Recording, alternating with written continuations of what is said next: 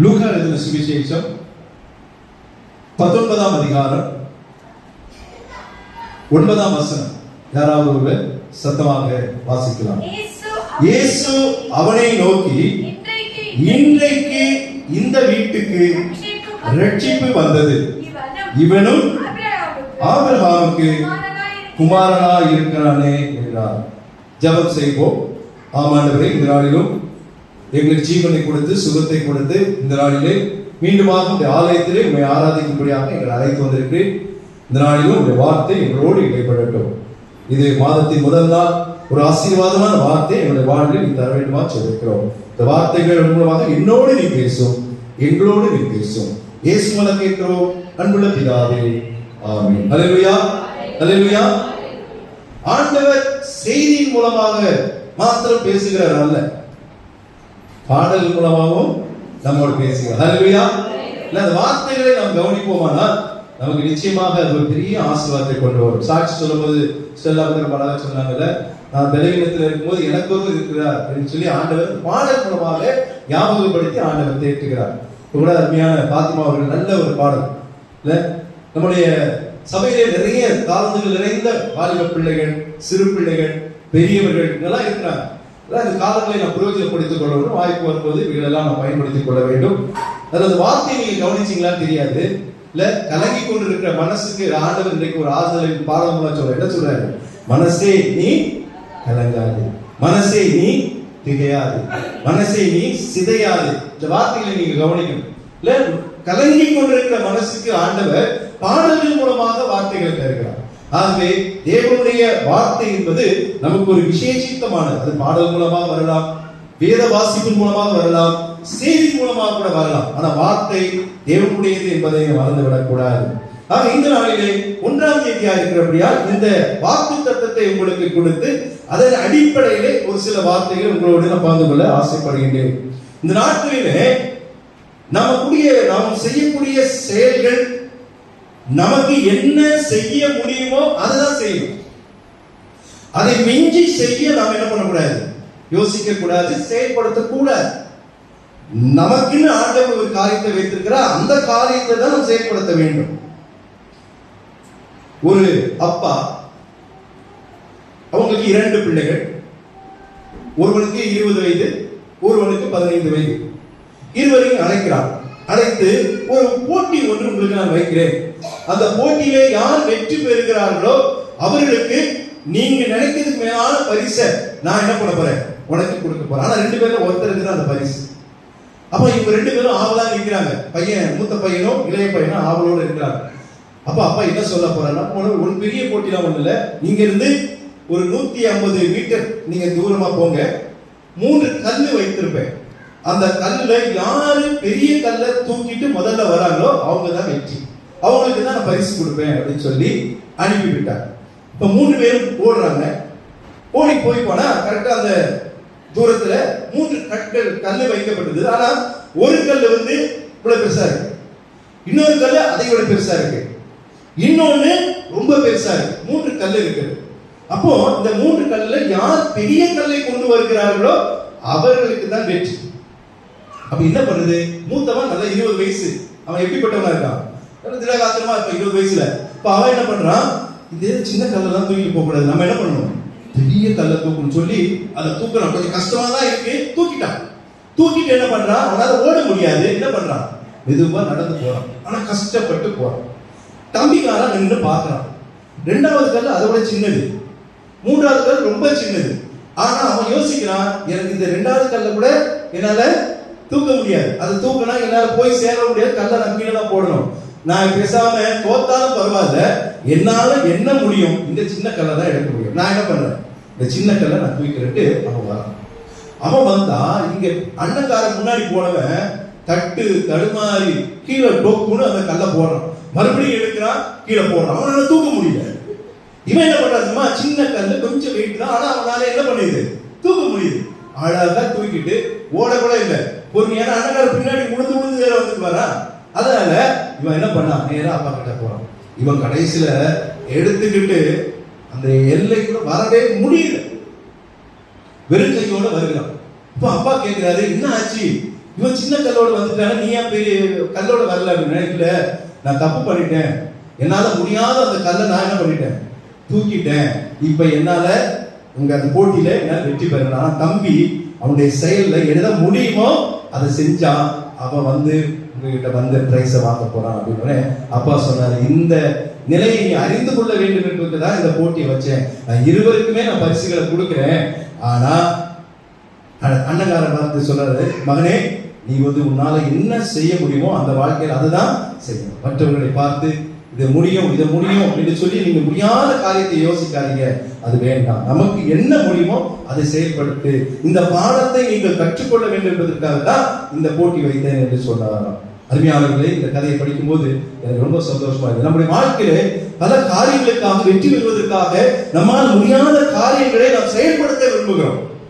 ஆனா கர்த்தர் சொல்லுகிற இந்த நாள் இந்த கதை மூலமா நமக்கு சொல்கிறார், வேண்டாம், நான் உனக்கென்று ஒரு காரியத்தை வைத்திருக்கேன். நீங்க ஒருத்தருக்கு கிடைக்கிற மாதிரி இன்னொருத்தருக்கு கிடைக்க செய்ய. நம்ம மற்றவர்களை கம்பேர் பண்ண அடிக்கடி சொல்லுவேன், நீங்க மற்றவர்களை யாருமே நீங்க ஒப்பிட்டு பார்க்கவே பார்க்க கூடாது. அவர் நல்லா இருக்காரு, அவர் இப்படி இருக்கிறாரு, அவர் அப்படி, அதெல்லாம் நீங்க எப்படி இருக்கிற, ஆண்டவர் உன்னை எப்படி வைத்திருக்கிறார், அதுதான் அவசியம்.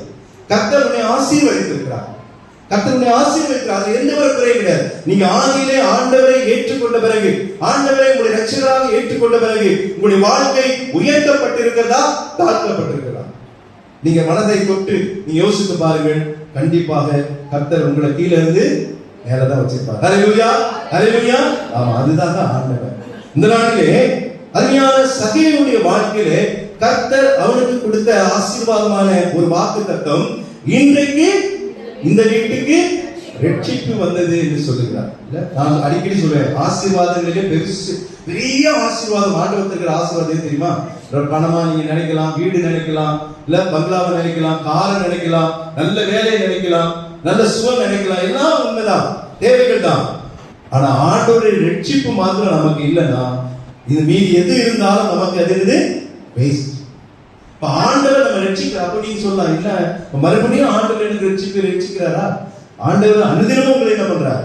ரட்சித்துக் கொண்டிருக்கிறார். நீ ரெண்டு விஷயத்தை புரிந்து கொள்ள. ரட்சிப்பு என்பது வெறும் பாவத்திலிருந்து உங்களை மீட்பது மாத்திரமல்ல, உங்களுடைய பாடுகளிலிருந்து ஆண்டவர் என்ன பண்ணுகிறார்?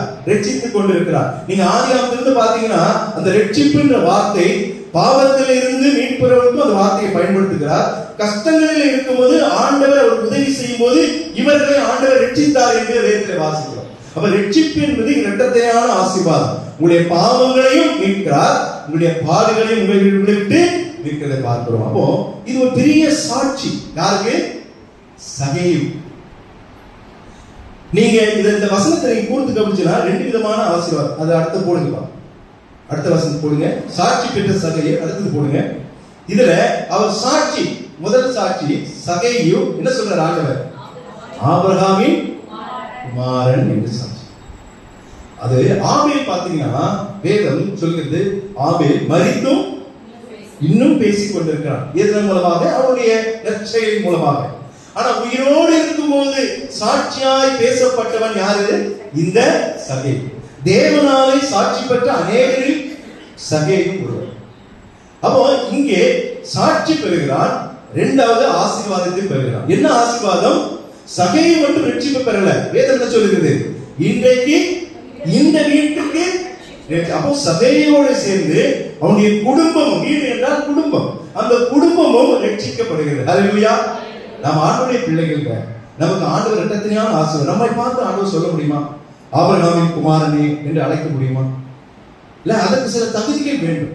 அது சகேயுவிடத்தில் இருக்கிறத பாருங்க. அதான் இவனும் ஆண்டவர் ஆட்சி. நீங்க இஸ்ரேல் ஒரு 100 அதிபதியை கூட பார்த்து ஆண்டவர் என்ன பண்ணார்? ஆச்சரியப்பட்டார். இஸ்ரவேலுக்குள்ள இப்படிப்பட்ட ஒரு விசுவாசத்தை நான் காணவில்லை. இயேசு சொன்ன வார்த்தை சாட்சி. நம்ம ஆண்டவரை சாட்சி, மற்றவர்கள் சாட்சி சொல்றாங்க, அதெல்லாம் ஒரு பக்கம். ஏன்னா என்னுடைய வாழ்க்கை உங்களுக்கு தெரியாது. நீங்க ஐயோ பாஸ்டர் ரொம்ப நல்லவர், பாஸ்டர் ரொம்ப உண்மையானவர், பாஸ்டர் ரொம்ப அமைதியானவர், வீட்டுல வந்து வீட்டுல கேளுங்க, என் அமைதி தெரியும், என் கோபம் தெரியும், என் பிரச்சனை தெரியும், தெரியாது நமக்கு. ஆனா நாம் தேவனாலே சாட்சி பண்ணணும். தேவனிடத்திலிருந்து ஒரு காரியத்தை கூட நம்ம மறைக்க முடியாது. அப்போ சகேயு ஒரு நல்லவன் என்று வேதம் சொல்லல. ஆனா சகேயு ஆண்டவர் இந்த இடத்துல அவனை சாட்சி பகிர்கிறார். இவனும் ஆபிரகாமுடைய குமாரன். அப்ப ஆபிரகாமிடத்திலே காணப்பட்ட சில குணங்கள் அவனுக்கு இருந்ததுனால இவனும் ஆபிரகாமின் குமாரன். அது ஒரு நாள் தனி செய்தியாக நான் கொண்டு வருகின்றேன். இரண்டாவது ஆசீர்வாதம். சகையுடைய குடும்பம் ரட்சிப்பை பெறுகிறது. இன்னைக்கு ஒருவேளை நான் ரட்சிக்கப்பட்டிருக்கலாம், நீங்கள் தனிப்பட்ட வாழ்க்கையில் ரட்சிக்கப்பட்டிருக்கலாம், ஆனா நம்முடைய குடும்பம் ரட்சிக்கப்பட்டிருக்கிறதா? ரொம்ப முக்கியமான ஒரு காரியம். ஒரு மனிதனுடைய நற்செய்தியின் மூலமாக அந்த குடும்பங்கள் என்ன பண்ணுது? ரட்சிப்புக்குள்ள வருகிறது. ஆண்டவர் சகையை ரட்சிப்பு பெற்றான்னு அனுப்பிச்சிருக்கலாம், ஆனா ஒரு மனிதனுடைய செயலினாலே அந்த குடும்பமே ரட்சிப்பை பெறுகிறது என பார்க்கிறோம். அப்போ நீங்கள் வேதத்தை சரியாக புரிந்து கொள்ள வேண்டும். ரட்சிப்பு மற்றவங்க யாரும் ரட்சிக்க முடியாது. ரட்சிப்புன்றது யாருடையது? கர்த்தருடையது. சங்கீதம் 3:8 வாசிக்கிறோம், ரட்சிப்பு கர்த்தருடையது, தேவனுடைய ஆசீர்வாதம் உங்களுடைய ஜனத்தின் மேல் இருப்பதாக என்று சங்கீதக்காரர் சொல்கிறார். ரட்சிப்பு கர்த்தர் ஒருவராக தர முடியும். பாவத்திலிருந்து நான் உங்களை மன்னிக்க முடியும், ஆனா பாவத்தை உங்களை விட்டு நீக்க முடியாது. நீக்குகிற அதிகாரம் யாருக்கு இருக்கு? ஆண்டவராக இயேசு கிறிஸ்து தான். நீங்க ஒரு தப்பு செஞ்சிட்டீங்க, ஒரு பாவம் செஞ்சிட்டீங்க, அது எனக்கு எதிராக நீங்க செஞ்சிட்டீங்கன்னா நான் உங்களை மன்னித்து விடலாம், ஆனா அந்த பாவத்தை நீக்குகிற அதிகாரம் ஒரு மனிதனுக்கு கிடையாது. அது ரட்சிப்பு. அதனால சகையும் அந்த இடத்துல ஒரு ரட்சிப்பை பெறுகிறதை பார்க்கிறோம். சங்கீதம் 27:1 வாசிக்கிறோம், குறித்து வைத்துக் கொள்ளுங்க, வீட்டில் போய் முழுவதுமா நீங்க படித்துக் கொள்ளுங்க. சங்கீதம் 27:1 வாசிக்கிறோம், கர்த்தர் என் வெளிச்சமும் என் ரட்சிப்புமானவர், யாருக்கு பயப்படுவேன்? கர்த்தர் என் ஜீவனே அரணானவர், அவர் யாருக்கு அஞ்சுவேன் என்று சொல்றார். ரட்சிப்பு வரும்போது நமக்கு என்ன போகுது? பயம் போயிடும். யார் வந்தாலும், பிசாசே வந்து எதிர நின்றாலும் நான் பயப்பட மாட்டேன். ஏன்னா நான் ஆண்டவருடைய, நான் ஆபிரகாமின் குமாரன், நான் ரட்சிக்கப்பட்டவன், நான் ஆண்டவராலே என்னுடைய குடும்பங்கள் நானும் ரட்சிக்கப்பட்டிருக்கிறோம். அந்த உறுதி நமக்கு கண்டிப்பாக இருக்க வேண்டும். மத்தேயு 18:11 வாசிக்கிறோம், மனுஷகுமாரன் கெட்டு போனதே ரட்சிக்கவே வந்தார். வசனத்தை வாசிங்க. 18:11 மத்தேயு. மனுஷகுமாரன் கெட்டு போனது, அதாவது கெட்டு போனதுன்னா கெட்டு போன பொருட்களை ஆண்டவர் சொல்லல. யாரு? நம்ம பார்த்து சொல்ல, பாவத்திலே கெட்டு போனவர்களை, மனுஷகுமாரன் கெட்டு போனவர்களை ரட்சிக்க வந்தார். அப்ப ஆண்டவர் ஒருவர் தான் ரட்சிக்க முடியும். அதை நீங்க முதல்ல புரிந்து கொள்ள வேண்டும். அந்த ரட்சிப்பை பெறுவதுதான் இந்த மாதத்தின் வாக்குத்தத்தம். ஒரு நீங்க முன்னாடி யோசிச்சுக்கலாம், நான் ரட்சிக்கப்பட்டேன், ஆனா ரட்சிக்கப்பட்டீங்க கரெக்ட், ஆனா உங்களுடைய வாழ்க்கை அப்படியாக இருக்கிறதா? ஆண்டவர் உங்களை பார்த்து இன்றைக்கு உங்களை பார்த்து சாட்சி சொல்ல முடியுமா? இன்னைக்கு பார்த்து இவன் என்னுடைய குமாரன், இவன் ஆபிரகாமின் குமாரனா இருக்கிறானே, இவனுடைய குடும்பம் ரட்சிக்கப்படும், தொடர்ந்து ரட்சிக்கப்படும் சொல்ல முடியுமா ஆண்டவரால? இப்ப நம்முடைய வாழ்க்கை இந்த நாளிலே சீர்தூக்கி பார்க்கிறோம். கர்த்தர் வாக்குத்தத்தத்தை கொடுத்துட்டார். இன்றைக்கு இந்த வீட்டுக்கு இது சகைக்கு மட்டுமல்ல, உங்க ஒவ்வொருவருக்கும் ஆண்டவர் சொல்கிறார், இன்றைக்கு உங்கள் வீட்டுக்கு ரட்சிப்பு வந்தது. கொடுத்தவர் யாரு? ஆண்டவராகிய இயேசு கிறிஸ்து. சாட்சி உங்கள்ட்ட இருந்து சாட்சி ஆண்டவர்கிட்ட நீங்க பெறணும். என்னது? இவனும் ஆபிரகாமின் அந்த நற்செயல்கள் இருக்கணுங்க. அது மாத்திரம் இல்லாம நீங்க பரமண்டல ஜெபம் சொல்றேன், இத்தனை பேர் நீங்க பரமண்டல ஜெபம் நான் சொல்லும் போது சொல்றீங்க, எப்பவுமே ஒண்ணு புரிந்து கொள்ள வேண்டும். பரமண்டல ஜெபமோ எண்ணாத்துமாவோ இல்ல பாடுவதோ என்ன பண்ணணும்? சேர்ந்து சொல்லணும். அதே நேரத்துல சத்தமா சொல்லணும், முணுமுணுக்க கூட. நான் மைக்கு விட்டு இப்படி வந்துட்டேன்னா அந்த பரமண்டல ஜெபமே கேட்காது. இன்னும் நிறைய பேருக்கு பரமண்டல ஜெபம் தெரியாது. தனியா சொல்லி பாருங்க, வருமானம் தெரியாது. அது ரொம்ப எதுவுமே அதுவே ஆமென் அல்லேலூயா சொன்னா எல்லாரும் என்ன பண்ணணும்? தப்பான வார்த்தை கிடையாது. அல்லேலூயா அப்ப கூட இப்பதான் சொன்னேன், எல்லாரும் சொல்லுங்க. ஆனா என்ன சொல்றேன், ஒரு 4 பேரு கை தூக்குனாங்க, ஒரு 6-7 பேர் சொன்னாங்க அல்லேலூயா. இப்படி இருக்கணும். இதே மாதிரி தான் பரமண்டல ஜெபம் சொல்லும் போதும் எண்ணாத்துமாவை சொல்லும் போதும் பாடும் போதும் நான் வாயிலை திறக்கணும். எவ்வளவு பெரிய மகிழ்ச்சியோடு ஆலயத்துக்கு வந்திருக்கிறோம், எவ்வளவு பேருக்கு இந்த சாக்கியம் கிடைக்கல யோசிச்சு பாருங்க. ஆண்டவர் கிருபையா தந்திருக்கிறார். அப்போ இந்த இடத்துல பரமண்டல ஜெபத்துல ஒரு வார்த்தை வருகிறது, எங்களை தீமையினின்று ரட்சித்துக் கொள்ளும் என்று வருகிறது. எத்தனை பேர் அதை ஞாபகம் வச்சுக்கிறீங்களா? ஆண்டவர் பாவங்களிலிருந்தும் உங்களுக்கு அனுதினமும் உங்களுக்கு ரட்சிப்பை கொண்டு வருவதாக வாக்கு கொடுக்கிறார். இரண்டாவது, உங்களுடைய பாடுகளின் தீமைகளில் இருந்தும், எவ்வளவு தீமைகள், எவ்வளவு பிரச்சனைகள், எவ்வளவு வியாதிகள், நிறைய சாட்சி 7 பேர் சாட்சி சொன்னாங்க. நேரம் இல்லை, ஆனால் நான் கொடுத்துக்கிட்டே இருந்தேன். ஏன்னா எனக்கும் ஒரு நேரம் வேணும் பேசுவதற்கு. எனக்கு என்னுடைய 9 மணிக்கு ஆரம்பித்தா 11 மணிக்கு சரியாக முடிக்க வேண்டும் என்று சொல்லி நான் யோசிப்பேன். ஆகவே ஆனா இன்னும் 3-4 பேர் சாட்சி சொல்லுவாங்க, நான் முடிச்சுட்டேன். அதனால ஆண்டவர் நம்முடைய தீமைகளிலிருந்து ஆண்டவர் நம்ம என்ன பண்றார்? அனுதினமும் ரட்சித்துக் கொண்டிருக்கிறார். கடைசியா ஒரு வசனத்தை சொல்லி நான் செய்திக்குள்ளே போகிறேன்.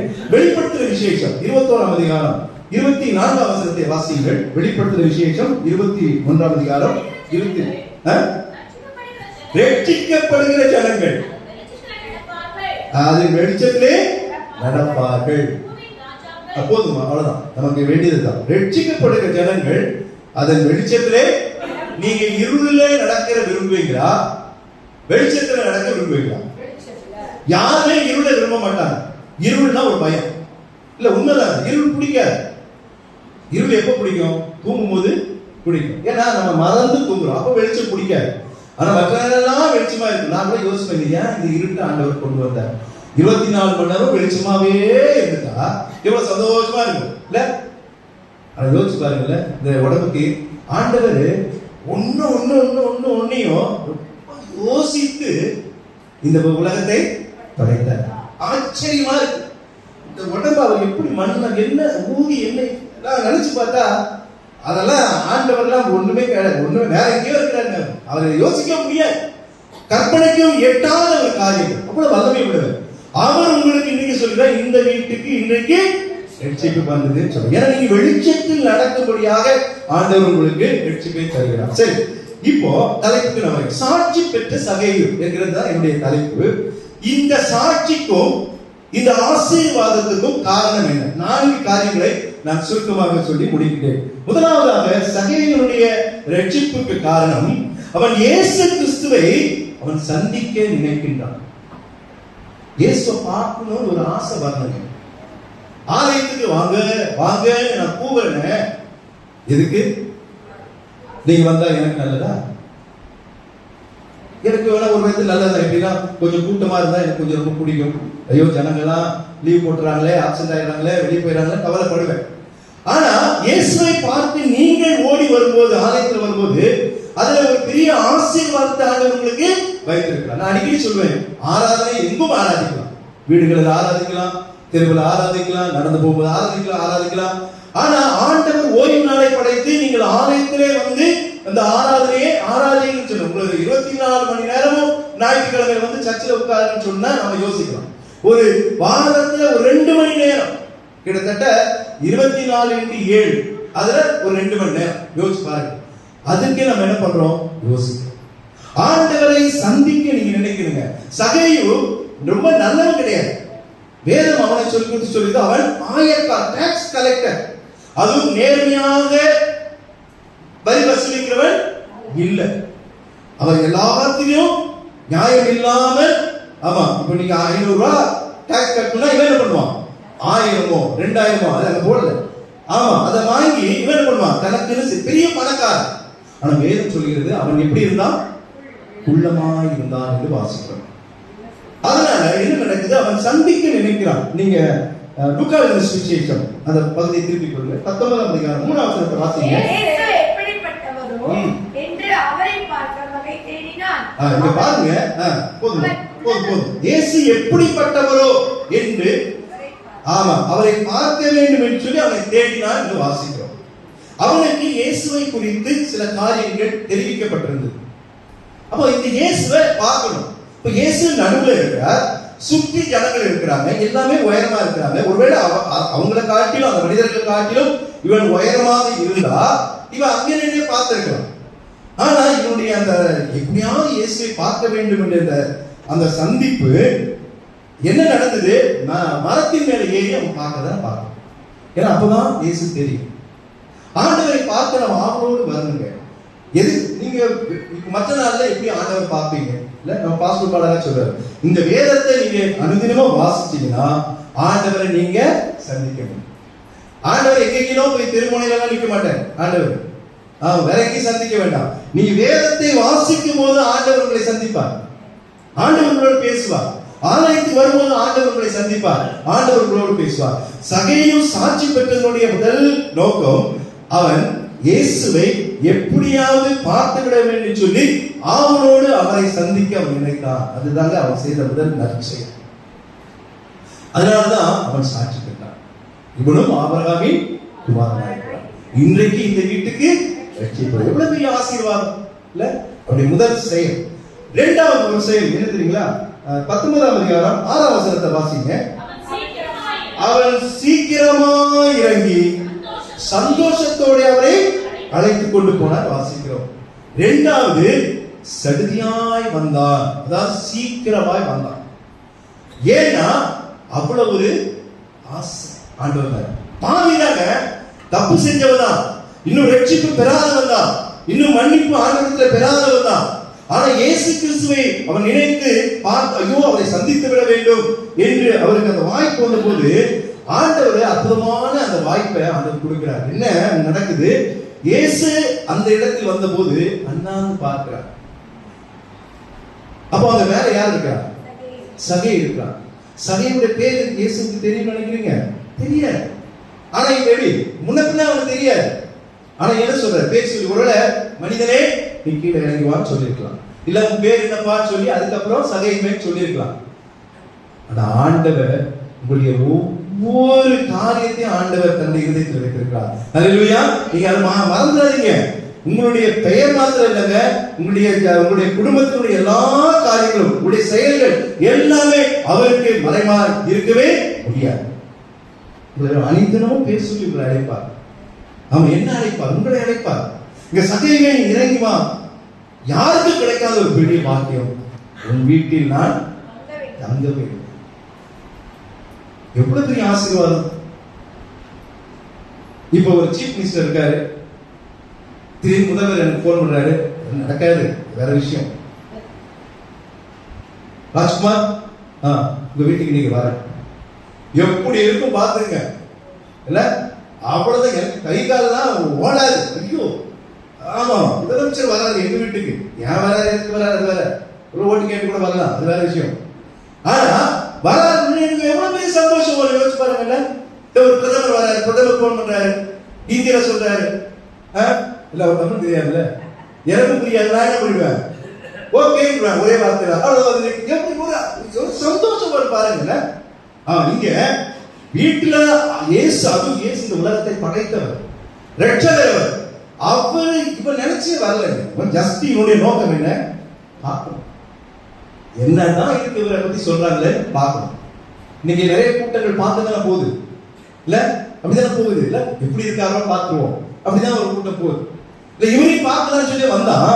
ஆனா வந்த பிறகு இயேசுவை பார்த்த பிறகு அவரே வந்து முன்னாடி இவெல்லாம் பேசல, அவரே கூப்பிடுறாரு, சகையுமே நீ இறங்கி வா, உன் வீட்டில் தங்க வேண்டும்.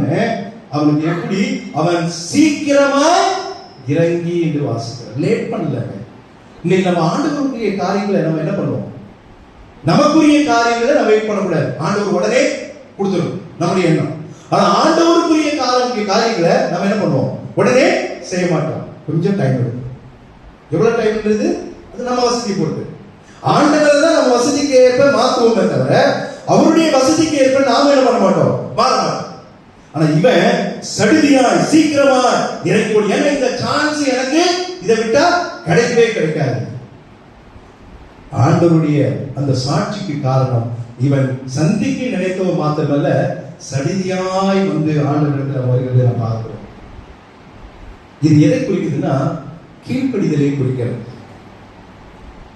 சொன்ன உடனே இறங்கணும்.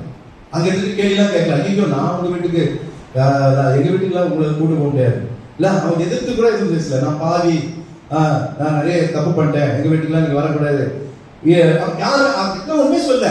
அந்த வார்த்தைக்கு அவங்க உடனே கேட்குது.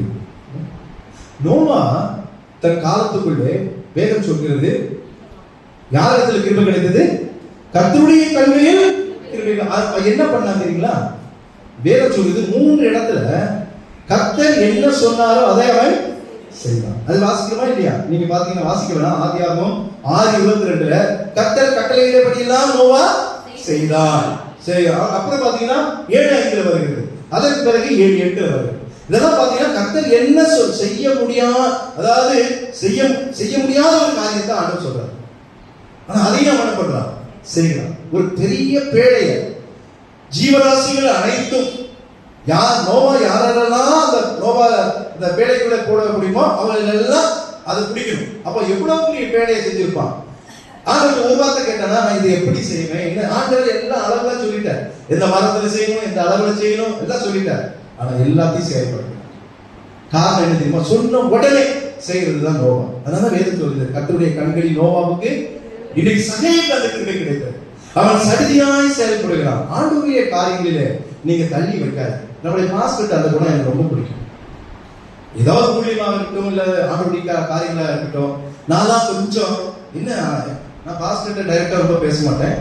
ஆமா, யார் எனக்கு ஒரு ரெப்ரசன்டேட்டிவ் ஒன்று இருக்காங்க, எங்க பாஸ்டர், அவர்கிட்ட போனேன். என்ன பையா ரொம்ப துடிக்கிறாரு, கொஞ்சம் அமைதியா இருக்கு சொல்லு, அப்படி சொல்றேன்.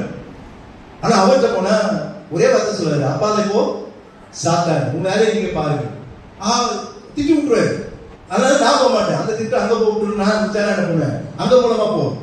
இதெல்லாம் நீங்க பாருங்க. ஏன்னா இது சடிதியா ஆவிக்குரிய காரியங்களிலே, ஆண்டவருக்குரிய காரியங்களிலே நாம் செயல்படுவதிலே நாம் சரியா இருக்கணும். இவன் சடிதியாய் வந்தார் என்று வாசிக்கிறோம்.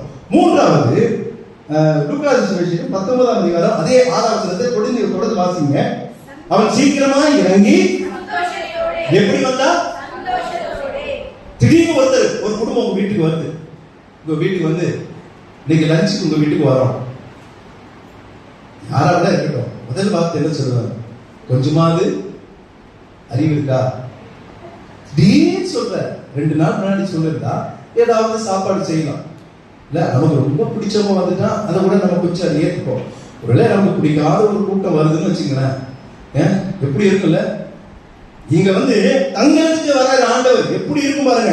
அவன் சந்தோஷத்தோட அவன் ஏற்றுக்கொள்கிறான் ஆண்டவரை. இதுவரைக்கும் அவர் யாருன்னு தெரியாதவன், யாருன்னு அறியாதவன், இதுவரைக்கும் முன்ன பார்க்காதவன். ஆனா அவரு இப்ப சகைவே, ஏன்னா அவனுக்கு பெரிய ஆச்சரியம். ஏன் பேர் இவருக்கு எப்படி தெரியும் நினைச்சிருப்பான். என் பேர் எப்படி தெரியும்? ஒருவேளை நான் நிறைய பேர்ட்ட வரி வசூல் இருக்கிறேன், அவருக்குள்ள தெரியும். இவரு அதுக்கு சம்பந்தமே இல்லாதவரு, நானே இன்னைக்கு தான் பாக்குறேன், ஆனா என் பேரை எப்படி சொல்ற? அப்போ அவனுக்குள்ளே வேற ஒரு உணர்ச்சி அவனுக்குள்ள வருகிறது. இவர் நாம நினைக்கிறதுக்கு மேலான ஒருவர் அப்படிதான் நினைக்கிறான். அதனாலதான் எங்க வீட்டுக்கு நீங்க வரீங்களா உடனே சொல்லி அவன் என்ன பண்ணா, சந்தோஷத்தோடு அவன் ஏற்றுக்கொள்கிறதை நான் பார்க்கிறேன். ஆலயத்திலேயே வர சரி, ஆண்டவருக்குரிய காரியங்களை சரி, நம்ம எப்பொழுது எப்படி இருக்கணும்? சந்தோஷம். நான் அடிக்கடி அதான் சொல்லுவேன், உங்களை நான் அலையா சொல்லுங்க, ஏன் துக்கமா இருக்கிறீங்க, ஏன் சிரிங்க அப்படின்னு சொல்லுவது ஆண்டுடைய பிள்ளைகளுக்கான ஒரு பெரிய நல்ல குணம் என்ன தெரியுமா? என்ன கஷ்டம் இருந்தாலும் நம்ம முகத்துல என்ன இருக்கும்? அந்த ஒரு சிரிப்பு, அப்படி ஸ்மைல். நீங்க இப்படி சிரிச்சே பழகுங்களா, உங்க முகமே அழகாயிடும். உங்க முகம் அழகாயிடும். ஆமா, கண்டிப்பா. 3 இருந்து பாருங்க, அந்த முகம் எப்படி இருக்கு தெரியுமா? திரும்பவே மாட்டாங்க. மூச்சு இருக்குப்பா, இன்னைக்கெல்லாம் பார்த்துக்கிட்டு இருக்கலாம் போல. அது ஆனா பெண்ணா எதா இருக்கட்டும், நீங்களே நினைச்சுக்கீங்க அப்படி. சரிங்க, அப்படிதான் சொல்லுவோம்ல. ஆனா அந்த சந்தோஷத்தை முகத்துல ஆண்டுடைய பிள்ளைகள் வெளிப்படுத்துறாங்க. நம்மளை பார்த்தா யார் பார்க்கணும்? இயேசு வெளிப்படணும். நம்முடைய முகத்துல இயேசு வெளிப்படணும். நம்மளை பார்க்கும்போது ஆண்டவர் அப்படியே வெளியே தெரியும். நம்மளை பார்த்தா ஆண்டவர் தெரியவான்னு நினைக்கிறீங்க? வாய்ப்பே இல்ல. அதை மாற்றணும் முதல்ல. இவனுடைய மகன் அப்படி ஒரு மகிழ்ச்சி இவனுடைய வாழ்க்கையில. அதாவது வாட்ஸ்அப்ல நான் அடிக்கடி நிறைய கதைகள், ஏன்னா எனக்கு இந்த கதை தேவை, அதற்காக நான் படிப்பேன். அப்போ ராத்திரி அதுல ஒரு புலவர் ஒருத்தர் ஒரு கதையை சொல்றாரு. ராத்திரி 12 மணிக்கு டப்பு டப்பு டப்பு சத்தம் கேட்குது. கணவர் இப்படி எழுச்சி பாக்குறாரு, தான் ஒய்ஃபு கண்ணாடி முன்னு நின்று மேக்கப் போடுது. இவரு கோவம் வந்துச்சு, ஏமா இது அநியாயமா இல்ல? ராத்திரி 12 மணிக்கு தூங்குற நேரத்துல மேக்கப்பை போட்டுட்டு இருக்கிய, கொஞ்சமாவது அறிவு இருக்கு அவனுக்கு அப்படின்னு சொன்னேன். சும்மா நீங்க படுங்க. நான் எதுக்கு பண்ண தெரியுமா? என்ன இல்ல, மொபைல்ல ஃபேஸ் லாக் வச்சிருச்சேன், என் முகத்தை காட்டினா அது ஓப்பன் ஆக மாட்டேங்குது. நான் மேக்கப்போடு வச்சு ஃபேஸ் லாக் போட்டு போல இருக்கு, இப்போ நான் அது ஓப்பன் ஆக மாட்டேங்குது. அதனாலதான் நான் என்ன பண்றேன், மேக்கப் போட்டுக்கிட்டு இருக்கேன். அதுக்கு பிறகுதான் என்னுடைய ஃபேஸ் லாக் வச்சு என்ன பண்ண முடியும், ஓப்பன் ஆகுன்றதுக்காக தான் நான் மேக்கப் போட்டுட்டு இருக்கேன் அப்படின்னு நான் சொன்னாரா.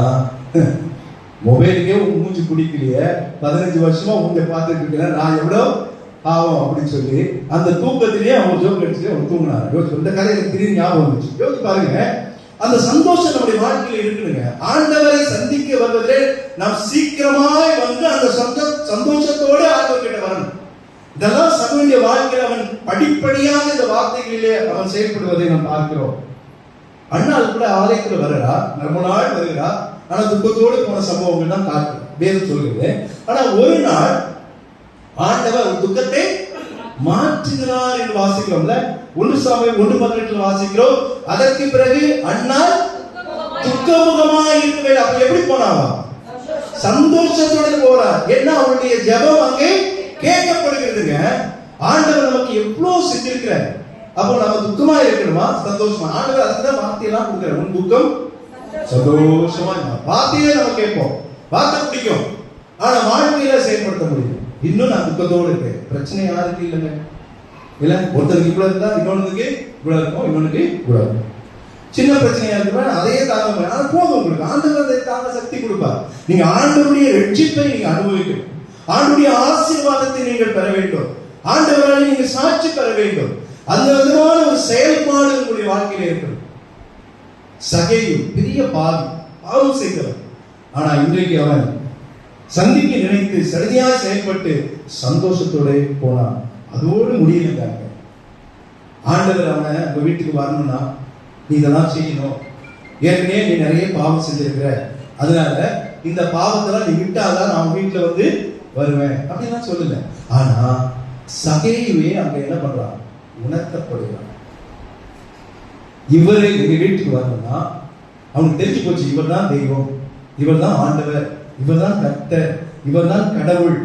இவர் என் வீட்டுக்கு வரணும்னா நான் பாவத்தோடு இருக்கக்கூடாது. அப்போ 4வது என்ன பண்றான்? தான் சம்பாதித்ததெல்லாம் கொடுக்கிறார். ஹல்லேலூயா. இப்பதான் சொன்னேன். ஹல்லேலூயா, ஹல்லேலூயா. ஆமா, தூங்குறீங்களா? ஒரு சிலர் கண் மயக்கம் வருது.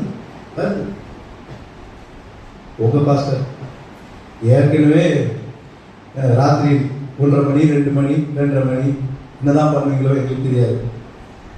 காலையில் எழுந்திரிச்சு ஞாயிற்றுக்கிழமை ஒரு நாள் தான் எங்களுக்கு ரெஸ்ட். 10 நாள்லாம் பிள்ளைங்களை ஸ்கூலுக்கு அனுப்பி நாங்கள் படுற பாட ஆஃபீஸுக்கு போய் வேலை செஞ்சு ஞாயிற்றுக்கு ஒரு நாள் தான் காலையில இருந்து சாயந்தரம் வரைக்கும் தூங்கலாம். அன்னைக்கும் என்ன பண்றீங்க? ஆலயத்துக்கு வா, ஆலயத்துக்கு வா. அவனுடைய ஆலயத்திலே நம்ம இங்க என்ன நடக்குது? தன் வாழ்க்கையில சம்பாதித்து அவன் கொடுக்கிறான் போது யோசிச்சு பாருங்க. ஒரு உணர்வு அவனுக்கு வருகிறது பார்க்கணும். லூக்காஸ் சுவிசேஷம் 8வது வாசிங்க. சகேயு நின்று கர்த்தரை நோக்கி, ஆண்டவரே என் ஆஸ்திகளில் நல்ல கவனிங்க, பெரிய சொத்துக்காரங்க, இதை யாராவது நீங்க செய்வீங்களா? நானும் செய்ய மாட்டேன். சொத்து இருக்குதோ இல்லையோ, உங்களுக்கு இருக்கு, நிறைய சொத்து இருக்குதுங்க, இல்ல பாதி கொடுத்துருவீங்களா வேலைகளுக்கு? அப்படிப்பட்டவங்களாம் இன்னைக்கு இல்ல. புடுங்கிறதுக்கு தான் ஆள் இருக்கிறாங்க, கொடுக்குற ஆள் தான் கிடையாது. இப்ப என்ன பண்றான்? என் சொத்துக்களில் பாதியை கொடுக்குறேன், அது கொடுத்துட்டு மீதி பாதி நான் வச்சுக்கிறேன்னு சொல்லல. அங்க கூட என்ன சொல்றான் பாருங்க, நான் ஒருவனிடத்தில் ஏதாகிலும் அநியாயமாய் வாங்கினதுண்டா? ஒருத்தர் 1000 ரூபாய் தப்பா வாங்கி தரேன், நான் 1000 ரூபாய் தர சொல்ல, 4000 ரூபாய் தரேன். அப்ப அவன்கிட்ட எனக்கு தெரிஞ்சு அவன்கிட்ட என்ன இருக்கும்? ஒண்ணுமே இருக்க, ஒண்ணுமே இருக்காதுங்க. ஆண்டவர் சொல்ல. ஆனா சுத்தி இருக்கிற ஜனங்கள் சொன்னாங்க. என்ன சொன்னாங்க தெரியுமா? என்ன ஆண்டவர் இவன் வீட்டுக்கு போறாரு, இவன் பாவியாச்சு, இவன் யாருக்கிட்ட இருந்து அநியாயமா 10,000 ரூபாய் கொடுக்குறாங்க, இவன் வீட்டுல ஆண்டவர் தங்க போறாரு. முறுமுறுத்தாரு. இது சபையுடைய காதுல விழுந்தது. அப்ப அவனுக்கு அந்த உணர்வு வருது, ஐயோ நான் பெரிய பாவி தான் போல இருக்கு, அப்போ இந்த பாவத்தோடு அவரை நான் வீட்டுக்குள்ள ஏற்றுக்கொள்ளக்கூடாது சொல்லி அங்க ஒரு அறிக்கை, பாவ அறிக்கை. வேற என்ன சொல்லுங்க? ஆண்டவரே பாவத்தெல்லாம் மன்னியும், என் தவறெல்லாம் மன்னியும், என்னை ரட்சியும், இதெல்லாம் சொல்லுங்க. தன்னுடைய பாவத்தை உணர்ந்து அவன் பாவ அறிக்கை என்ன செய்யறான்? நான் தப்பு செஞ்சுட்டேன், இந்த தப்ப நான் சரி செய்வேன், எனக்கு ஒன்று வேண்டாம். ஒரு சொத்து கூட அவனுக்கு இல்லை. ஆனா இந்த உலகத்திலே பெரிய சொத்து யாரு? ஆண்டவராகிய இயேசு கிறிஸ்து அவரோடு இருக்கிறார். ஹல்லேலூயா. இத பார்த்து இந்த 4 செயல்களை பார்த்து வியந்த ஆண்டவராகிய இயேசு கிறிஸ்து. அதுப்பதான் இந்த வார்த்தையை அவர் சொல்றாரு. என்ன சொல்றாரு? இந்த வீட்டுக்கு இன்றைக்கு ரட்சிப்பு வந்தது, இவனும் ஆபிரகாமின். உங்களை பார்த்து ஆண்டவர் சொல்கிறாரு, இன்றைக்கு இந்த வீட்டுக்கு ரட்சிப்பு வந்தது. பாவத்தில் வாழ்ந்து கொண்டிருக்கிறான். பலவிதமான பாடுகள் மத்தியில் வாழ்ந்து கொண்டிருக்கலாம். ஆண்டவர் சொல்கிறார், மார்ச் மாதம் கொடுக்கிற ஆசீர்வாதமான வாக்கு தத்தம் இன்றைக்கு உங்கள் வீட்டுக்கு ரட்சிப்பு வருது. அதை கொடுத்தவர் யார்? ஆண்டவராக இயேசு கிறிஸ்து. உங்களை குறித்து சாட்சி சொல்ல போகிறார். என்னது? நீங்களும் ஆபிரகாமின் குமாரனாய். எவ்வளவு பெரிய ஆசீர்வாதம், எவ்வளவு பெரிய ஆசீர்வாதம். யோசிச்சு பாருங்கல்ல. கர்த்தர் இந்த ஆசீர்வாதத்தை இந்த மார்ச் மாதத்தில் நமக்கு வைத்திருக்கிறார். சகேயுடைய இந்த ஆசீர்வாதத்துக்கு காரணம் ஆண்டவராலே சாட்சி பெற காரணமாக இருந்தது 4 காரியங்கள். இயேசுவை சந்திக்க நினைத்தான், இயேசுவிடம் சடுதியாய் வந்தான், இயேசுவை சந்தோஷத்தோடு இயேசுவோடு போனான், எல்லாருக்கும் மேலாக இயேசுவுக்காய் சம்பாதித்த எல்லாத்தையும் கொடுத்தான் என்று வாசிக்கிறோம். பெரிய சாட்சி. இன்றைக்கு கர்த்தருடைய சாட்சியாக வைத்திருக்கிறார். இந்த தெருவில், உங்க வீட்டில், உங்களுடைய குடும்பத்தில் ஆண்டவர் உங்களை சாட்சியாக வைத்திருக்கிறார். உங்களை ரட்சித்திருக்கிறார், உங்களை மீட்டு இருக்கிறார், உங்களை ஆபிரகாமின் குமாரனாய் மாற்றி வைத்திருக்கிறார். இந்த மார்ச் மாத வாக்குத்தத்தத்தை நீங்கள் பெற வேண்டும் என்றால் சகேயுவிடத்திலே இருந்த நல்ல குணங்கள் நீங்களும் பின்பற்ற வேண்டும், நானும் பின்பற்ற வேண்டும். அப்பொழுது கர்த்தர் உங்களை ஆசீர்வதிப்பார். இன்றைக்கு இந்த வீட்டுக்கு ரட்சிப்பு வந்தது. இவனும் ஆபிரகாமின் குமாரனாய் இருக்கிறார். இந்த வார்த்தையை மாதம் முழுவதும் கர்த்தர் நம் ஒவ்வொருவரும் சுதந்திரித்துக் கொள்ள கர்த்தர் அருள் செய்வாராக.